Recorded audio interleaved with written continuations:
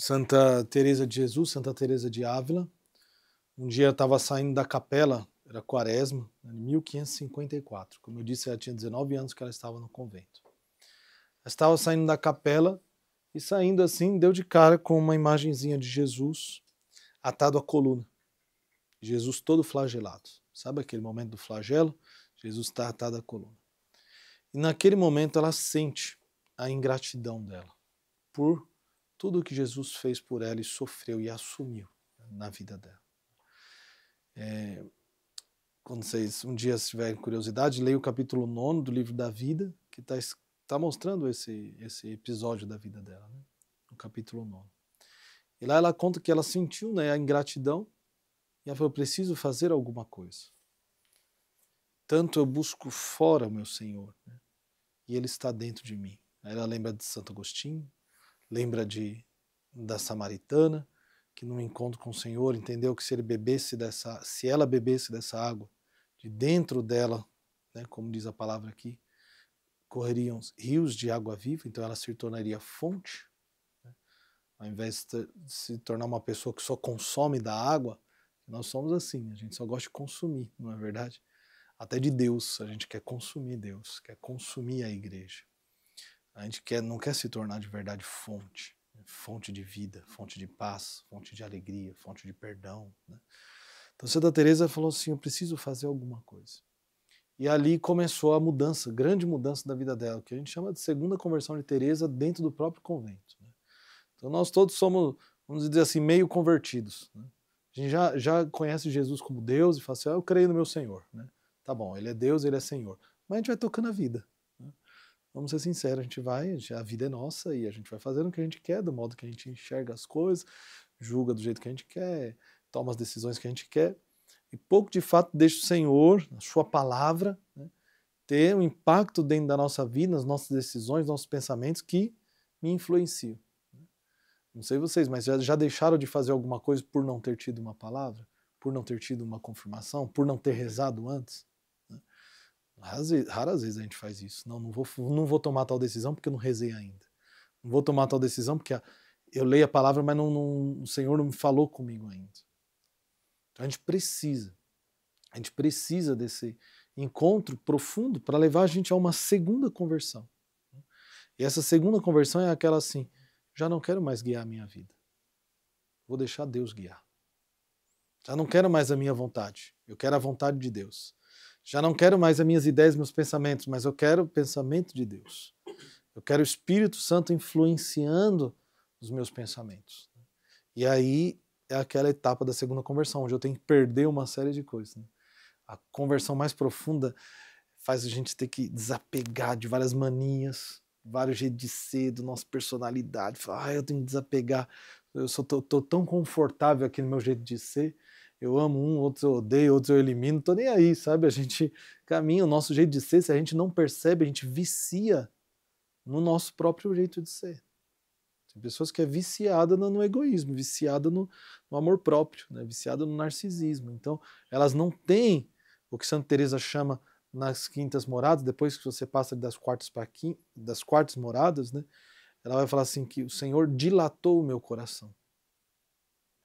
Então não sou eu, quando eu dei a minha vida para o Senhor, de verdade, como eu disse, depois de 20 anos de convento, quando eu dei a minha vida para o Senhor de verdade, Ele dilatou o meu coração. Quando o Senhor dilata o nosso coração é capaz de acolher todo mundo. Quando o nosso coração está dilatado, ele é assim, ó, ele acolhe um, acolhe outros não. Entendeu? É um coração seletivo. O coração dilatado acolhe todos, igual Jesus. Entende?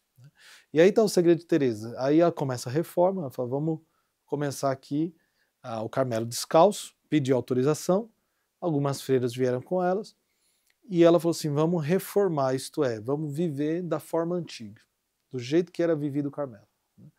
E aí voltou às regras. Por exemplo, olha uma coisa que é interessante. Nós estivemos lá em Medina del Campo, que a gente podia entrar nas celas, na cela de Santa Teresa, na cela das irmãs, né? No Mosteiro de Ávila, da Encarnação, Santa Teresa, como eu disse, tinha um quarto dela, era 2 vezes isso aqui e 2 andares. Então ela tinha cozinha, tinha quarto, tinha tudo, né? Tinha um apartamentozinho para ela no convento, né? No convento de Medina del Campo, a metade dessa capela é uma cela. E quando ela funda São José de Ávila, depois São José de Medina del Campo, colocou vários conventos no nome de São José, né? Aí ela fica nas celas antes das irmãs. Falou, eu quero testar essa cela aqui, para ver se as minhas irmãs está boa para minhas irmãs. Só que ela testa na simplicidade. Tem uma cama, uma mesinha no canto para a pessoa escrever sentado, né? Um cantilzinho de água, uma cruz, um lugar para você colocar uma velinha, só isso. Uns negocinhos para você pendurar as roupas, mas pouca roupa, não tinha muito não. Não tinha armário, não tinha nada. Então era uma cela, metade dessa capela. E é interessante que lá na Encarnação, antes você tinha o espaço dependendo do seu dote, quando você entrava e dava para o convento, sabe? Agora, nos conventos de Santa Teresa, não, todo mundo é igual. Então já começa por aí. O trato de Teresa para as irmãs mais pobres, para as irmãs mais ricas é igual. O trato dela é igual para todos. Então, as celas, quartos, né, são todos iguais. Todas as irmãs vivem do mesmo modo, da mesma simplicidade. Por quê? Porque nós somos todos irmãos em Cristo. E diante da dignidade que nós temos do olhar de Deus para nós, não há diferença. Não há diferença entre nós. Quando a gente pensa Deus olhando para nós. Aí tem diferença entre nós aqui na Terra. A gente se olhando, a gente se faz diferença. Mas quando Deus olha para nós, quem aqui é diferente? Todos somos iguais. Entende? E quando a gente adquire esse olhar de Deus para a sua criatura, a gente olha da mesma forma. Todos nós somos iguais. Dignos do mesmo trato, da mesma dignidade. E aí funda então o primeiro pilar da vida de da reforma teresiana, que é a vida fraterna. São 3 pilares: vida fraterna, vida de oração e humildade. Guarda isso no coração e fala assim, já entendi um pouco de Santa Teresa. Vida fraterna, oração e humildade. O que é a vida fraterna? É isso que eu estou dizendo. Diante de Deus nós somos todos irmãos. Temos a mesma dignidade. E temos que tratar o outro conforme o amor de Deus e não conforme o meu olhar para o outro. Entende? Então é, de fato, receber o outro como irmão. E aqui seja no convento, seja na igreja, seja na tua casa, seja aqui dentro do trabalho, seja na faculdade, na rua, você tem que olhar o outro como irmão. E o irmão não é inimigo, né? Irmão você não escolhe, tá? O irmão não é amigo, né? Amigo você escolhe, do jeito que você quer, por causa das coisas que gosta, tudo isso, por causa da confiança que gera, beleza. Mas irmão, mesmo não gostando tanto, é teu irmão. Entende? Mesmo não estando de acordo com algum jeito, mesmo tendo umas manias que te enchem o saco, é teu irmão. Pode ver, a escola para nós é nossa família, né? Veja os irmãos que tem dentro de casa. Só se alguém aqui é filho único, né? Mas tem irmão, irmã, que você fala assim, meu Deus, se fosse por mim eu não amaria. Você entende? Eu não tenho gosto nenhum, tenho força nenhuma de amar, mas eu recebo porque é meu irmão. Aqui entre nós deve ser assim. Eu recebo vocês como meus irmãos em Cristo. Eu não amo vocês porque vocês me agradam, são mais maravilhosos do mundo. Não, mas porque vocês são irmãos em Cristo. A gente precisa se amar. Eu preciso me doar, preciso me entregar. Né? Preciso fazer o bem para vocês porque é esses irmãos que Deus me deu. Eu não vou achar que eu vou amar o mundo. Ninguém consegue amar o mundo inteiro, salvar o mundo inteiro. Não. Deus colocou algumas pessoas no teu caminho e são essas pessoas que vão, para você amar, e são essas pessoas que vão te santificar. Então a vida fraterna de Santa Teresa, isso é claro. Você tem algumas irmãs do convento, são elas que Deus te deu para amar. Mas são elas que vão te santificar. Você tem as pessoas no trabalho, são eles que você tem que amar. São eles que vão te santificar. As pessoas lá dentro de casa, na tua paróquia, são essas pessoas, esse ciclo de pessoas que você convive, são essas pessoas que são os teus irmãos aqui na Terra. Os teus irmãos em Cristo. É o próximo, né? O próximo não é, eu tenho que amar todo mundo é meu próximo. Sim, todos são próximos, mas o próximo é aquele que está mais próximo de mim. Aquele que eu mais convivo é esse que eu tenho que deixar amar, né? Amar o próximo como Jesus amou. Então a primeira coisa de Santa Teresa é a vida fraterna. Acolha o outro como irmão e ame como irmão em Cristo. Se você parar em você, dificilmente você vai conseguir amar as pessoas. Agora, se você olhar para Cristo, mais facilmente você ama as pessoas que são difíceis de ser amadas. É olhar para Cristo.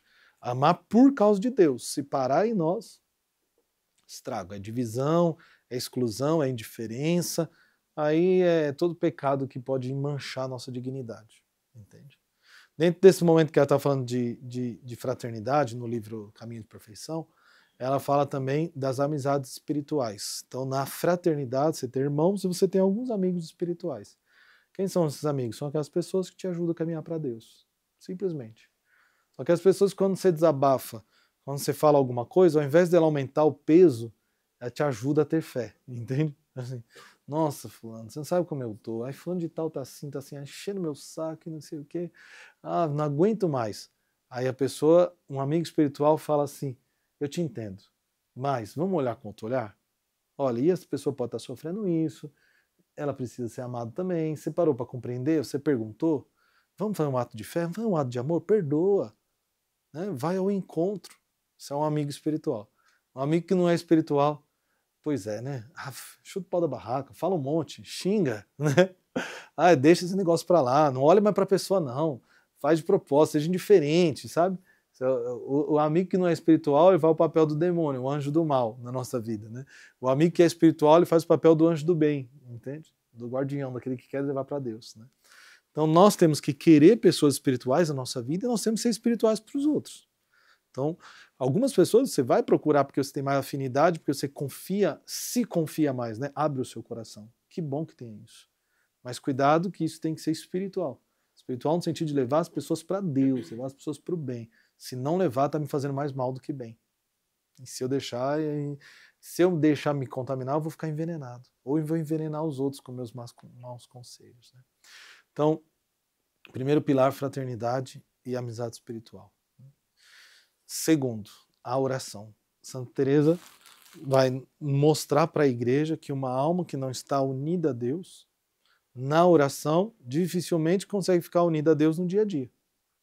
Como é que uma pessoa que não para encontrar Deus, nem que seja 10 minutinhos, vai conseguir ter atitudes cristãs? Como é que uma pessoa... Você tem que viver como irmão, mas se você não reza, não encontra Deus, que é a fonte de tudo, você não vai conseguir amar os outros como irmãos. Então, se não tem oração, é tipo um zumbi, né? É um corpo sem alma, sem vida, entende? Se não tem oração, o egoísmo vai dominar. Se não tem oração, a soberba vai dominar. Se não tem oração, o orgulho vai dominar. E aí a pessoa se acha que sabe de tudo e está acima dos outros e do julgamento assim. Não, eu sei como tem que ser, pronto, acabou. A gente não percebe, mas nós todos temos tendência a ser assim. Tenta ir um pouco mais afinado no exame de consciência. Fala, será que eu tenho um pouco de soberba, né? Me sinto acima de alguém?